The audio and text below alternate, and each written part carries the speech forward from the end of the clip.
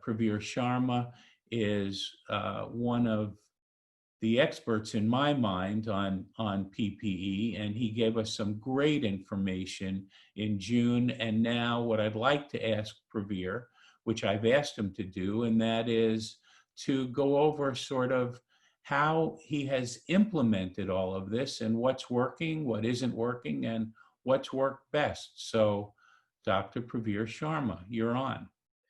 I am really flattered to review with everybody a topic we've all been living through for the last 3 months. PPE has been in the heart of our reopening plan. Dr. Tate did a great job earlier talking about how he was very proactive and what he did, but I think he didn't give himself enough credit for one basic thing, and that was this. We talk about, is there a perfect recipe out there? What are the observations that work? He asked those questions to help himself get there. And I think a lot of when we talk about the perfect recipe, we've got to start with saying, this is really going to be based on what's going on in your community. It's going to be based on what your state boards are requiring. It's going to be based on what your personal desires are and what's important to you. And it's going to also depend upon what PPE is actually available. I mean, we all understand our goal is to keep ourselves safe, to keep our team safe, and to keep our patients safe. But with that being said, then I've got to honestly tell you that there's not a perfect recipe out there.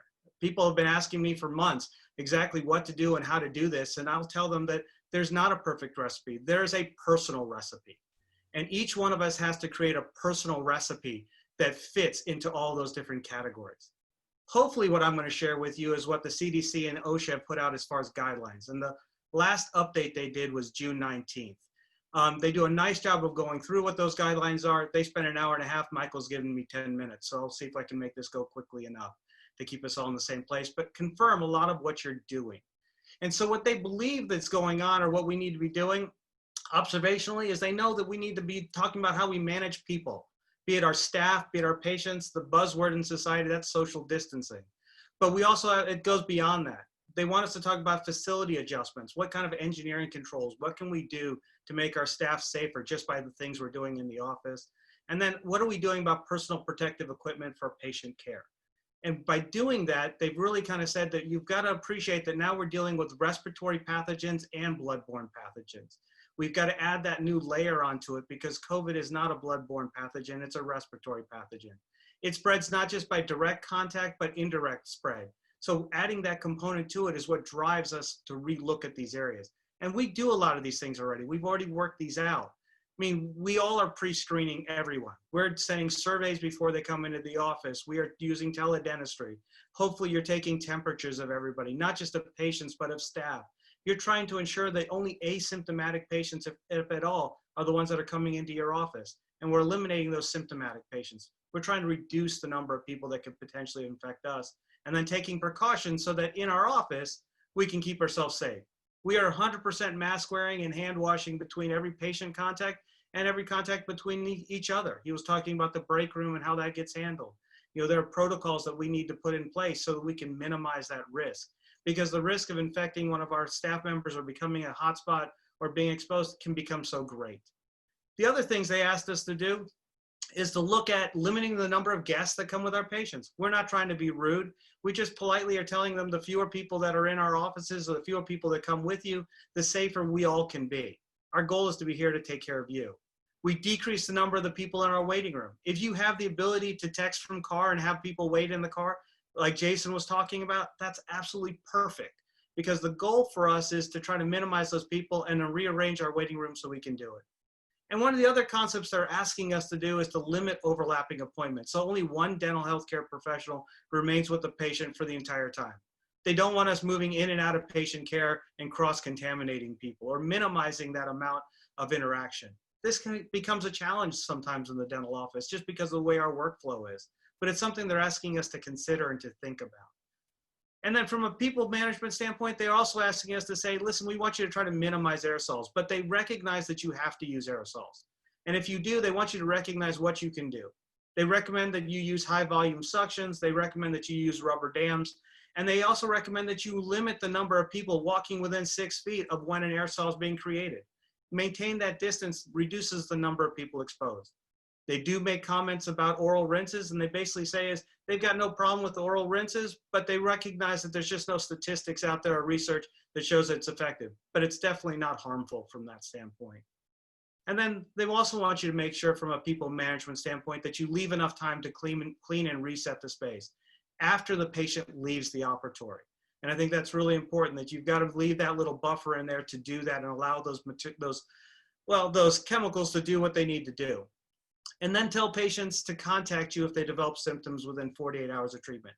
That recently has changed from 10 days. And it's purely because they're trying to help with contact tracing. And on the medical side, they'll also ask, and they'll ask us too, to consider testing patients 48 hours prior to their procedure. But they recognize that testing can be a limitation, responses can.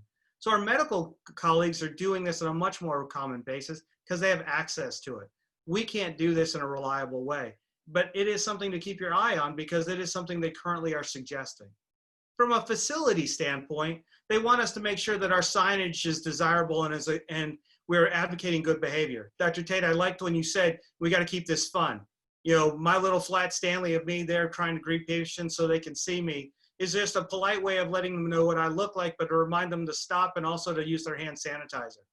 They also tell us to use outdoor screening areas. They want us to separate that screening spot, if at all possible, from our reception areas so that if a symptomatic patient comes in, they're not infecting the whole office or in our reception area. And if you have the ability to do that, then they would like you to try. From the second facility thing, I think we're all doing, they want us to use engineering controls like barriers and spacing. They want our reception areas to have really a very minimalistic approach to it. No more magazines, no more plants, nothing at all in there except for the person and the furniture, and then making sure we can treat those furniture and that equipment. And then they want that to extend into your operatories. They want your operatories to truly be stripped. They want you to only have materials out that are specific for that patient. They want to minimize you going into drawers and coming out of drawers. They obviously want you to continue to use the same disinfectant protocol you're using with bloodborne pathogens. And ideally, they'd like you to be in individual rooms. But when that's not possible, they recognize that we can do things to make things better. And where this science comes from is the picture on the right is I think, a picture a lot of us have seen.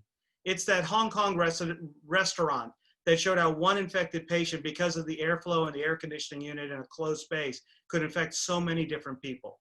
So what they want us to do is to try to maintain separation, but also be aware of what airflow is. And in fact, try to set up our operatories or our chairs so airflow is parallel to them so we're not cross-contaminating from one chair to the other. They go further to sit there and say that they want you to consult with your HVAC specialist so that you can possibly consider having your fans on your units run 24/7 when people are in the office and potentially up to 2 hours after a person leaves. They don't want it to be triggered just by temperature. They've also asked that if you have exhaust fans in your office, to run those exhaust fans all the time when someone's in the office. You're basically sucking out air and trying to introduce new fresh air. And if your HVAC has the ability to draw fresh air in, to try to take advantage of that and maximize it. Because the goal is to turn over that air as much as possible and to replenish that air.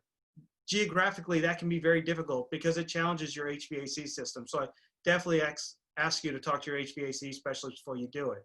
But the goal here is to create negative airflow wherever possible, not negative pressure. And to take that one step further, they have come out now and said portable HEPA filtration is something they strongly recommend to help create that, to remove the viral load from the area. And recently, they've just approved using overhead UV germicidal lights is an adjunct to HEPA filtration in an effort to do that. So these are things that they're doing to try to help improve our facilities to decrease viral load. But once we've dealt with our facilities and once we've dealt with people, now we're kind of talking about our PPE for patient care, kind of the hub of what we're normally doing. We're all used to wearing masks and understanding hand washing, but conceptually, they want you to understand something when we talk about masks and understanding the differences between the masks. And that is understanding the concept of source control versus prevention control. Source control is where you have someone wearing a cloth mask. They prevent themselves from spreading the virus outwardly, but it doesn't protect them at all from inhaling that virus. Whereas level 3 masks and respirator masks are prevention control. In our dental practices, we want to do as much as possible to not only have source control, but prevention control. And that's why our requirements can be so much different than what it is out in the public community. And why it's important for us that anytime we're in an area where an aerosol is created, that we are practicing prevention control, not just source control. I think this is probably the most famous graphic that's been shown by almost every Zoom meeting I've ever seen on PPE, and it's what the CDC announced as far as what their recommended requirements are. What I thought is important is these have not changed. We're supposed to be wearing goggles, face masks, respirators, or surgical masks at a minimum. But it comes from the concept of where they pulled it from was a respiratory protection plan. If you do not have a respiratory protection plan, don't panic. Just go out and download it. OSHA right now is asking us to add a respiratory protection plan to your current bloodborne pathogens plan. And they just want you to add it so that you can say that you're aware of what their requirements are. You do not have to be in complete compliance with it yet because they understand during the pandemic that's not possible. But they just want you to be aware of it, because they want you to know that what that respiratory protection plan's purpose is to help protect you from when aerosols are created or high risk exposure, and that you must have a face shield and at least a surgical mask to take care of people. So from that respiratory plan comes that concept of donning and duffing that we keep hearing going on over and over again. I will tell you, I tried to simplify this process, but I want you to recognize where it comes from. It comes from that respiratory plan, and its really purpose is to eliminate self-contamination as much as cross-contamination.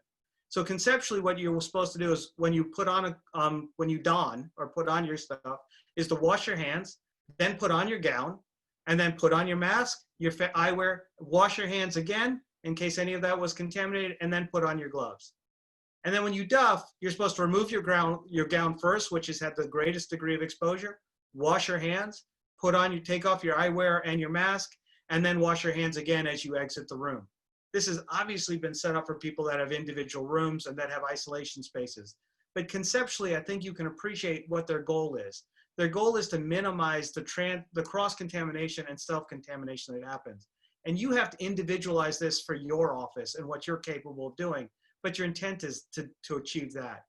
What complicates donning and duffing a respiratory plan is that the CDC then came back out and said, hey, we're going to give you flexibility on how to dispose, disinfect, and maintain or extend your PPE stock. Many of us are extending our current PPE stock because of a lack of availability. We have to figure out what's available for us from either masks and gowns, how we use eyewear or protective wear. And because of these things, it kind of contradicts what we would be told in other guidelines when we talk about that respiratory plan. The intent here is to keep you safe. And as long as we're doing that, that's really what the goal is. Please understand that when the CDC decides that there's adequate PPE available, our ability to do this and extend wear will not be allowed. Their guidelines is for single use. But these are the things that make it contradictory, that causes you to have to personalize what you do in your space. And we're doing all of this really to accomplish a singular goal, and that is to protect ourselves in high-risk exposures. And so I thought I would take a second here to remind ourselves what are high-risk exposures.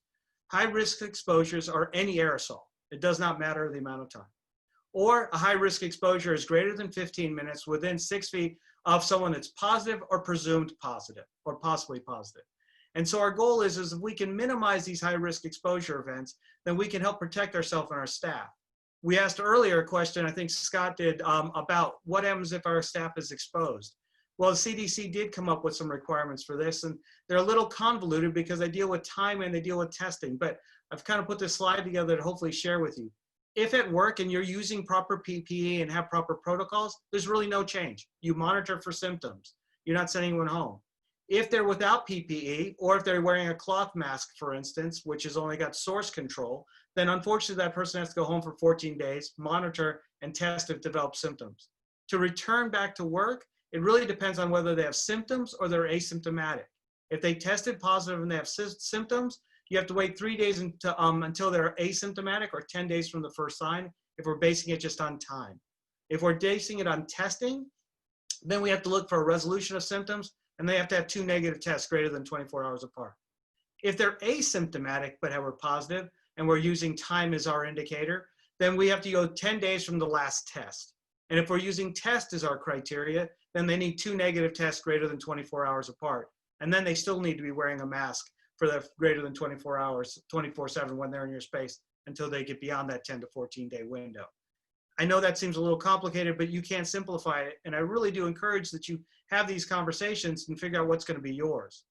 So I really quickly went through a lot of guidelines. I really quickly went through the ways that OSHA and the CDC is looking at it. And I hope that's really been a review for many of you. But my goal has been to say that there is no perfect recipe. What our goal here is to create your own personalized recipe by following the intent of the CDC and OSHA guidelines to create a safe environment for everyone and to foster patient confidence. And communication, like we've already talked about several times, is important. So if you do this, I hope you'll come to realize that it is possible that there is as many recipes out there as there are offices, and that's okay, as long as your goal is to keep each other safe, utilizing these guidelines as your framework to what you do.